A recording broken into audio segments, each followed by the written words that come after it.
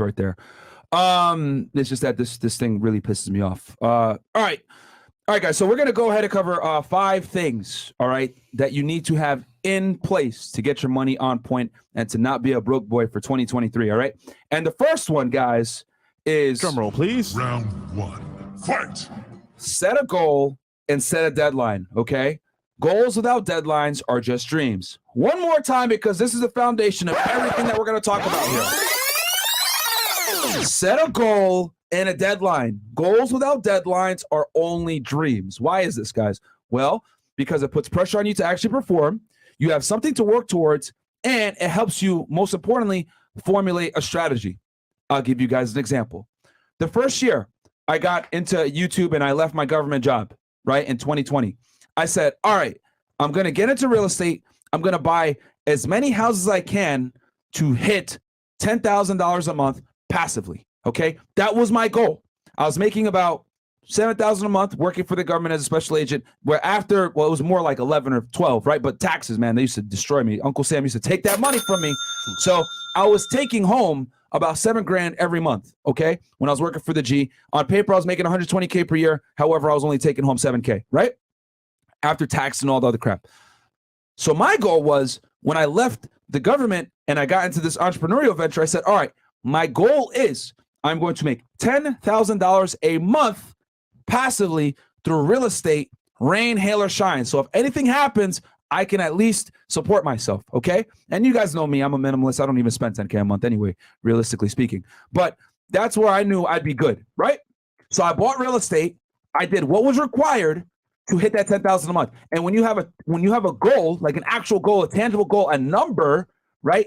Everything else falls into place. You're able to say, okay, I need a $10K a month. That means I'm going to buy a house. Okay, I bought this house. I'm making $3K a month. All right, I need to buy another house. Okay, that added another $4,000. Okay, I'm going to buy another house. Okay, that added another $2,000. Now I'm making about $6,000, $7,000 a month. And as you get closer and closer to your goal, it inspires you, right, to keep going, because you see yourself chipping away at that goal and almost attaining it, right?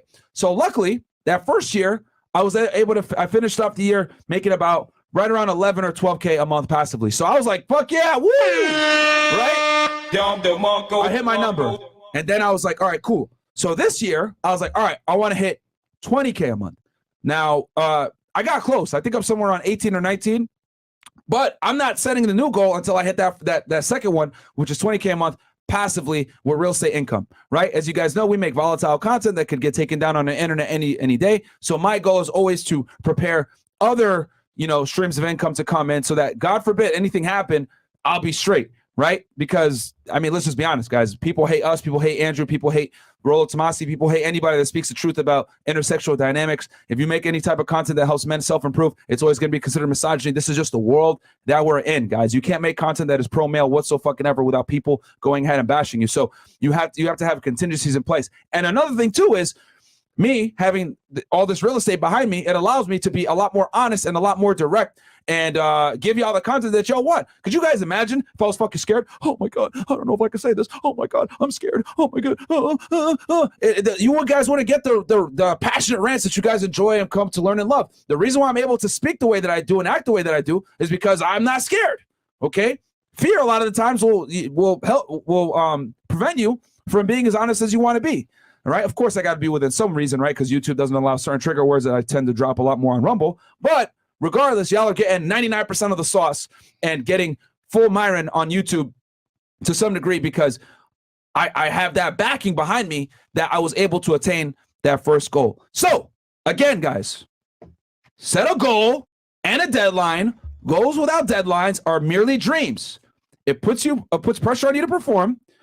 You have something to actually work towards.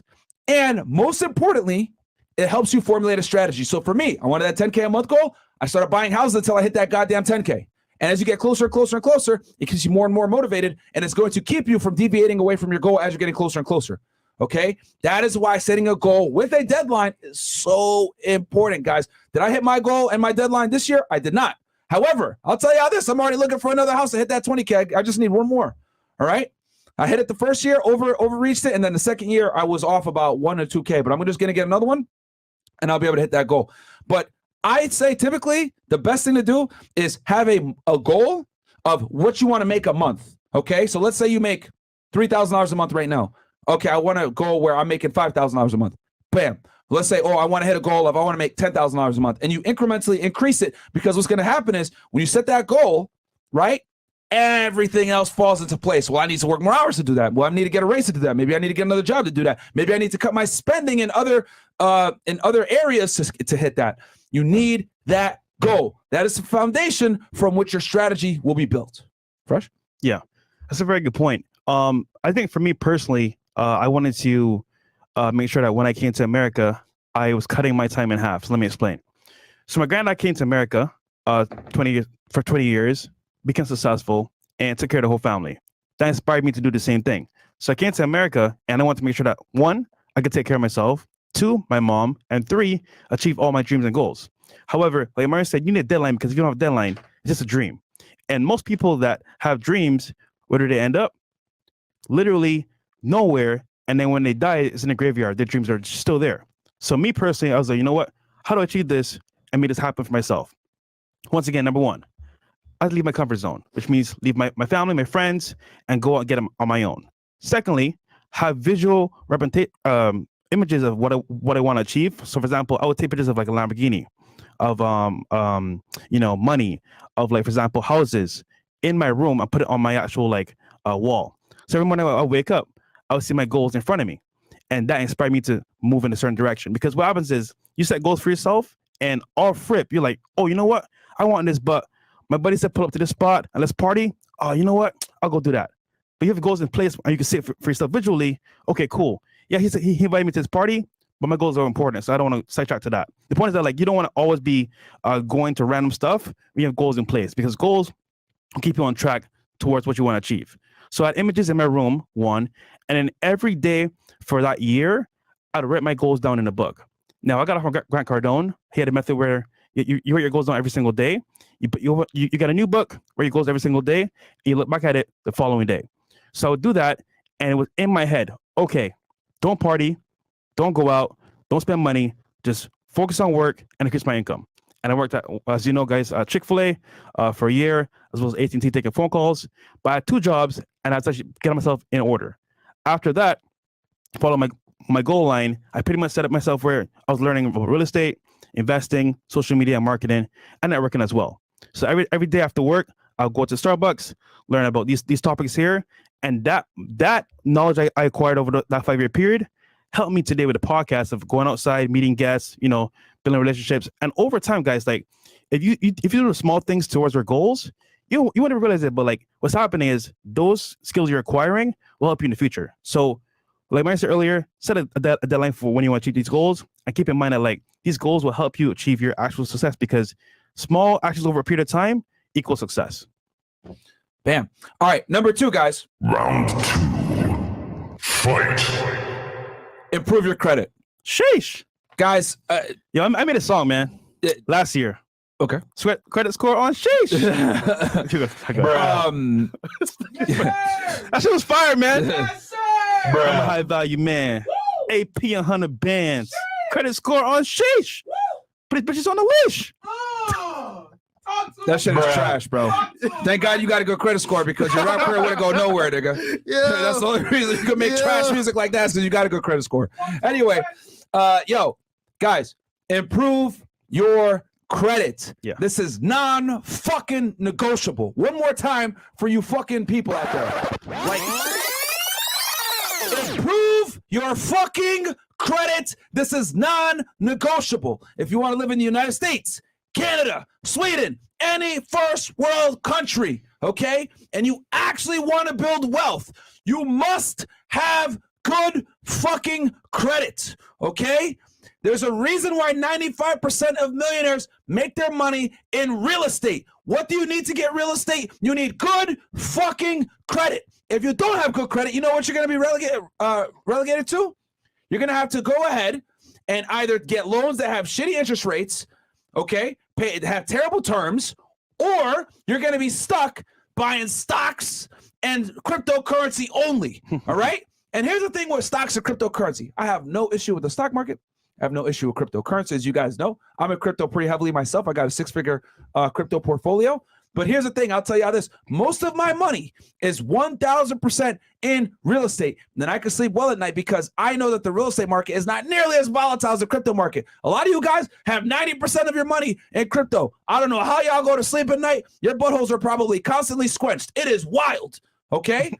But if you have crappy credit, that is what you are forced to invest in. You have to get into stocks. You have to get into crypto. Let me give you guys a cold, hard reality here. I talked about this on Fed. I'm going to say it one more time for y'all.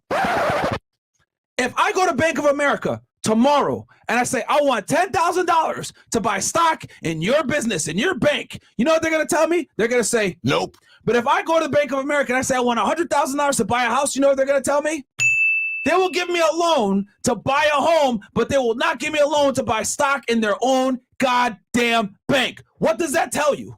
What does that tell you, guys? That tells you everything you need to know. Hard assets are gained through good credits, okay? Here's the thing. We've done podcasts on this before. I tell you, I'll be diversified, be in every single realm. Have precious metals, have stocks, have index funds, have cryptocurrency, have real estate, all right? But you want most of your money, and watch the episode that we did with George Gammon, Robert Kiyosaki, and Ken McElroy. All multimillionaires. Most of them made their money in real estate. Okay? We talked about how to split up your portfolio, but you definitely want something that pays you some kind of dividend. What asset class is going to pay you back a dividend, give you a tax benefit, appreciate over time, and also give you a bunch of other perks and benefits that other asset classes aren't going to give you? Real estate's the only one, really. Facts. Realistically speaking, real estate's the only one. You ain't going to get no tax benefit, really, from stocks and crypto. You're just not. And it's not going to pay you the same level as a tenant paying you rent. And it's not going to appreciate over time consistently like real estate will. All the houses I bought in Miami are all $100,000 up plus. I can do a cash out refinance at any time, pull money out, tax free, and go buy another house. That's facts. Guys,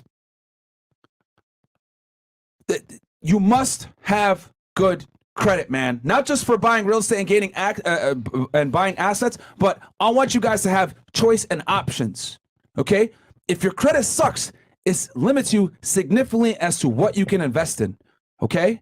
Again, this is not me shitting on cryptocurrency. This is not me shitting on stock market. But look at the past year. All you crypto and stock guys, y'all are probably crying right now because you guys had all your money tied up in stocks and cryptocurrencies and index funds. It's tough. Terrible.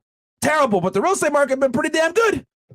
Okay? The interest rates keep going up. It's not that bad for me because the interest rates go up. People can't afford to buy a home. That's good for me. What do people do when they can't buy a home? They have to rent. So I win regardless. It doesn't matter. That's the beauty of real estate. It can stand the worst of times because I'm not looking to sell. All right? If you buy and hold the real estate, you're going to be good 90% of the time. Yeah. Even if the market crashes, it don't matter. Are you going to sell? Then who cares what the house is worth? Who cares? Unless you're going to do a cash out refi or sell, it doesn't matter. People might, for example, not buy crypto, not buy stocks, but they need a place to stay. So real estate will always be there no matter what. Guys, it's true.